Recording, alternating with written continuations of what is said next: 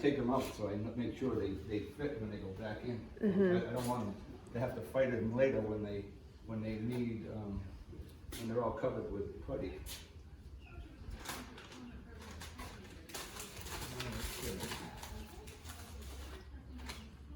And so this is the whiting and the linseed oil again, right? Yeah, this is the whitening.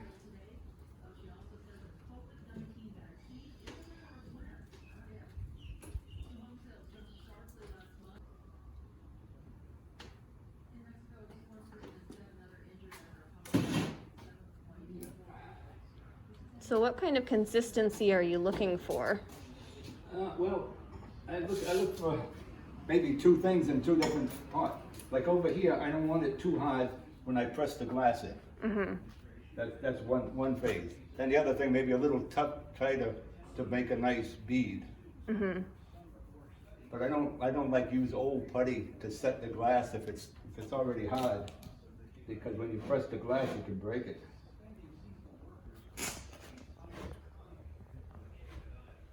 And I like it to be like this.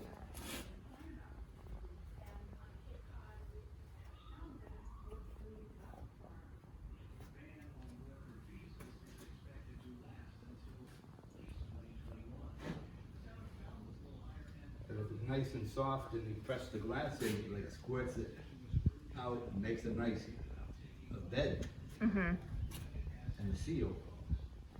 And that's really what we want.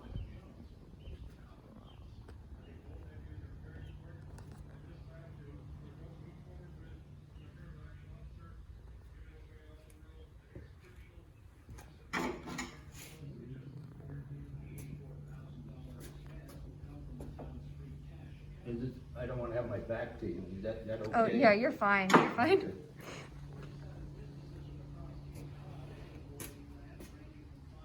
Kind of put it on the end so you have a better view.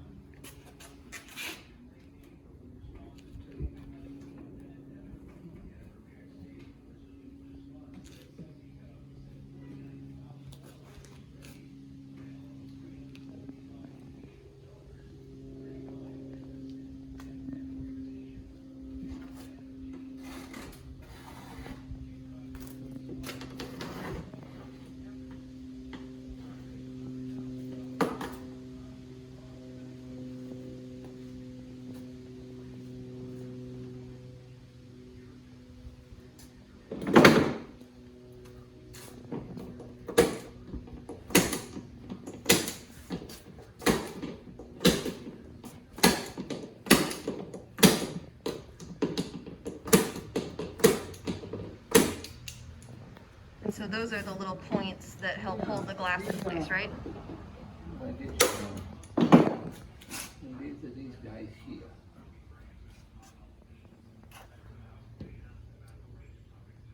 So they're driven in and there's a little point, but that way there are others that homeowners could buy, that some of them like little triangles, some of them little triangles with a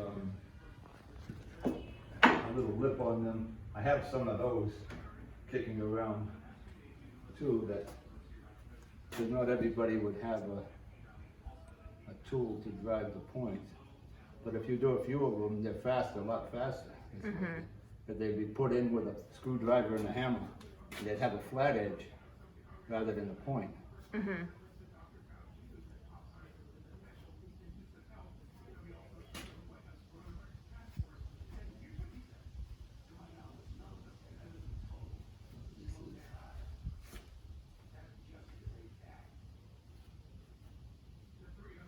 And so when you prime the sashes, you said that you use an oil-based primer where the putty is going to sit, so that Yeah. the linseed oil attaches to it better? Yeah, even on the exterior, even under the latex, we still use an oil primer. Okay. That was recommended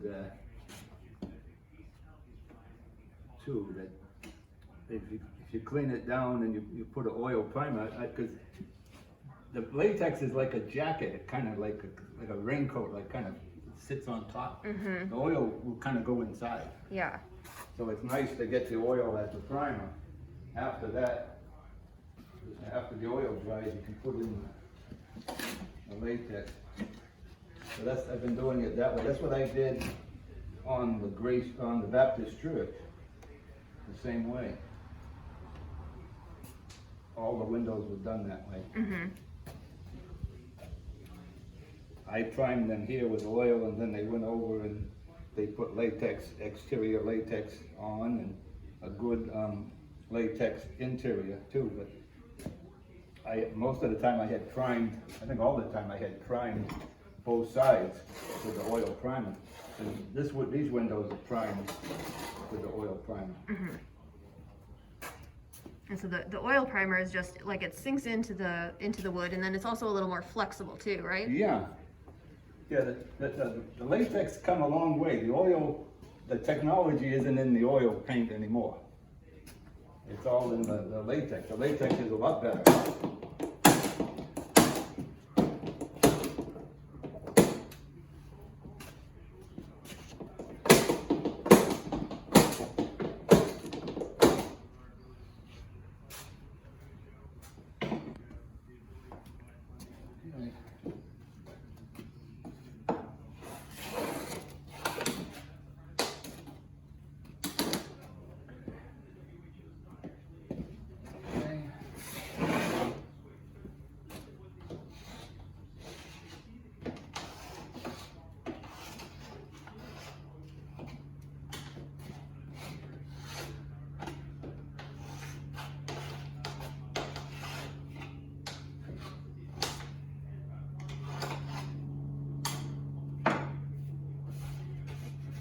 And you see in here it makes a nice bed Yeah.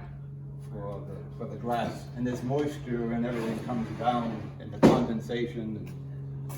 So it's good. You have to keep it a seal on kind of on both sides. It's not just the big putty that shows. Mm-hmm.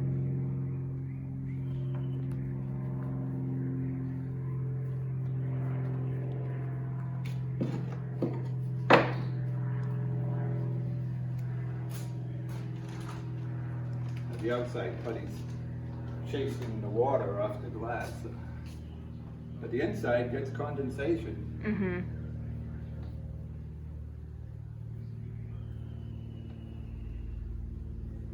And this putty bit was a little oily because I put linseed oil on top of it. If I'm not using a lot of it, it dries out on the top. So I Okay. kind of put a little bit extra oil on the top and then dry it out with the whitening. Gotcha. Because it keeps it from throwing, because if it's not, it dry out and then you have to throw it away. If you buy a bigger quantity, you don't want to lose it. Oh, that's smart. Oh yeah, you get the right consistency and that's just like mixing cement. You know, you can mix it a little tighter, you can mix it a little looser.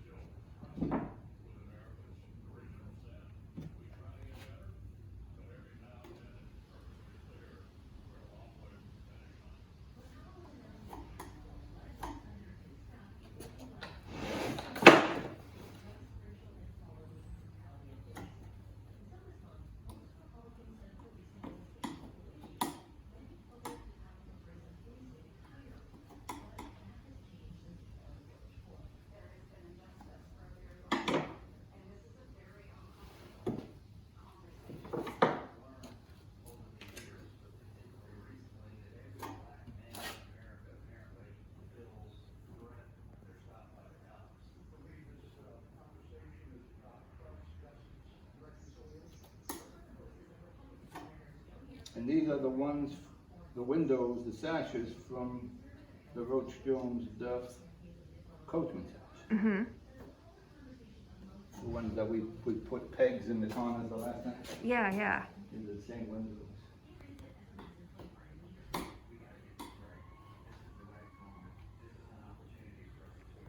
Are you going to paint these as well, or are you just going to give them to them primed? Yeah, I'm gonna paint the outside. I have the paint. Okay. I procured the paint.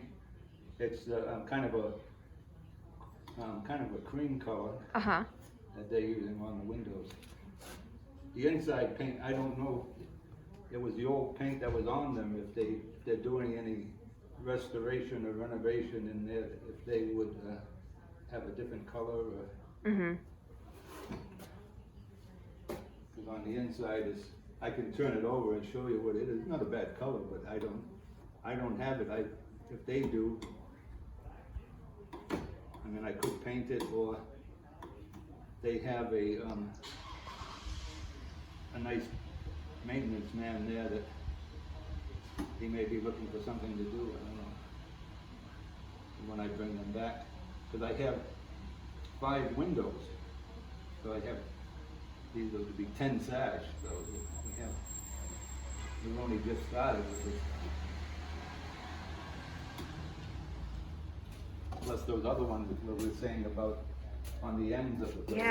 Yeah. Those are the- And so are you doing all of the windows in the second floor of the Cushman's house? These are all on the second floor, yeah. That's 5 windows that hadn't been done in a long time, I imagine, by the looks of it.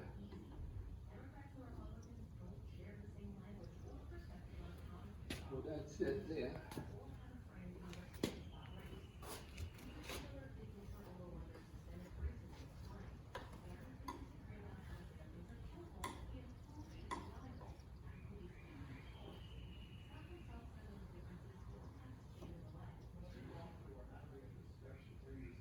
Because they're trying to get money for restoration, and that's part of the deal. You know that, how that works. Yeah, I think they've applied for some CPA funds. Mm-hmm.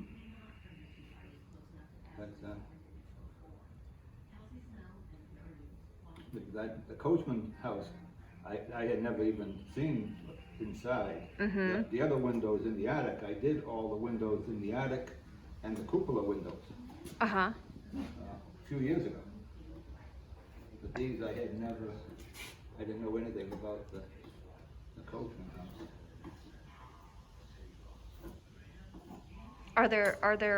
Is there an apartment in the first floor as well, or just? No, it's the greenhouse, Okay.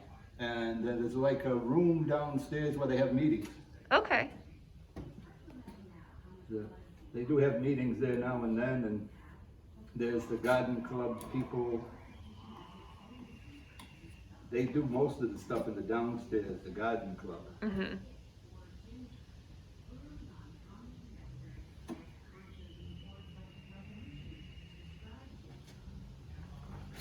I haven't gone to the grounds of the Rotch-Jones-Duff house yet. Oh, That was going to be a thing that I was going to do this summer, but well, you can do it. The grounds are always open. You can just walk in.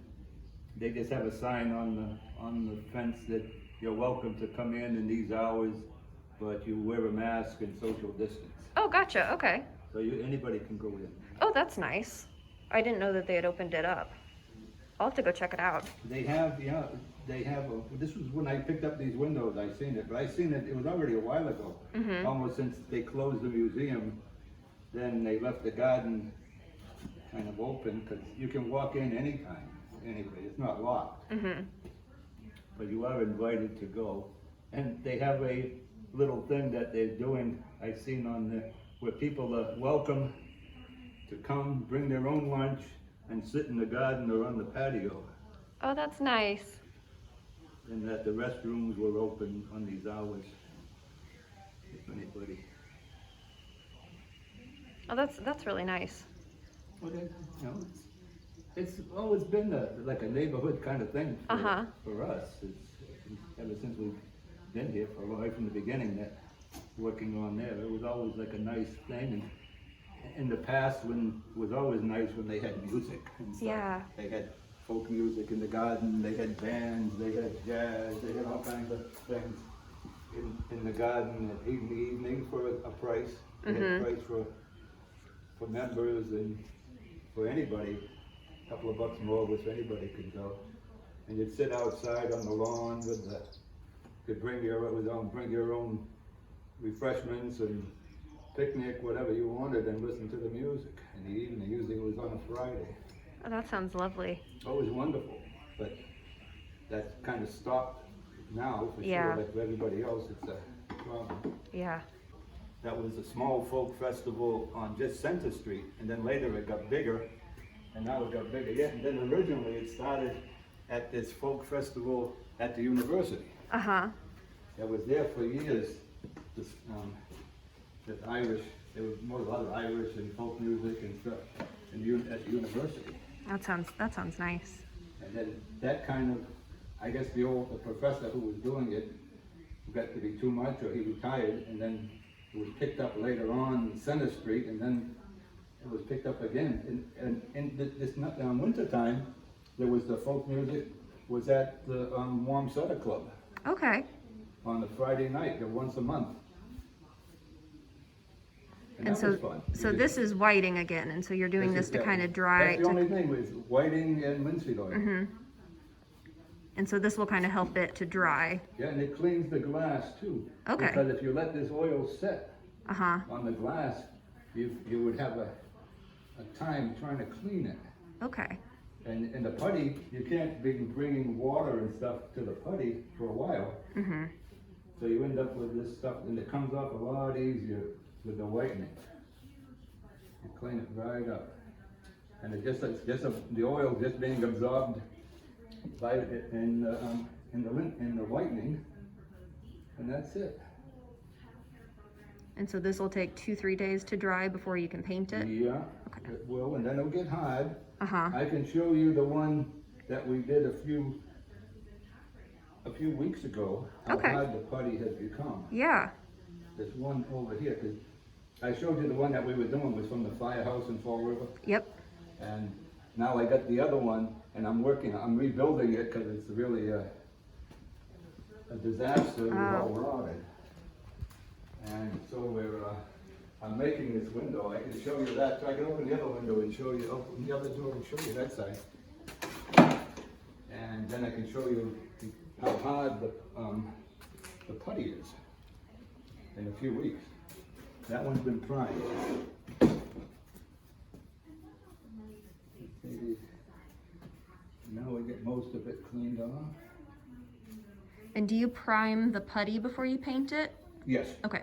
Yeah, and it's oil too, so Uh-huh. I use the oil primer. Okay. Because these are linseed oil putty, so it's, a lot of times I think that the oil and the water maybe not so compatible. Mm-hmm. So on this putty, it's better to use oil. And I'll clean that up a little bit better, but it's pretty good. Right? Yeah. Yeah, that looks really nice.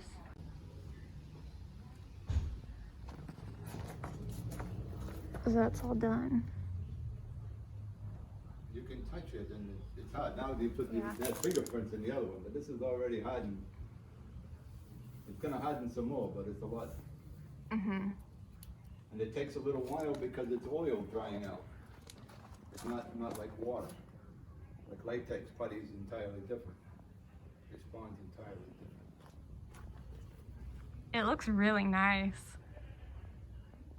And that's only primer, so it's gonna get another coat, or 2 coats probably, of latex on top of it. Mm-hmm. Yeah, that looks really nice.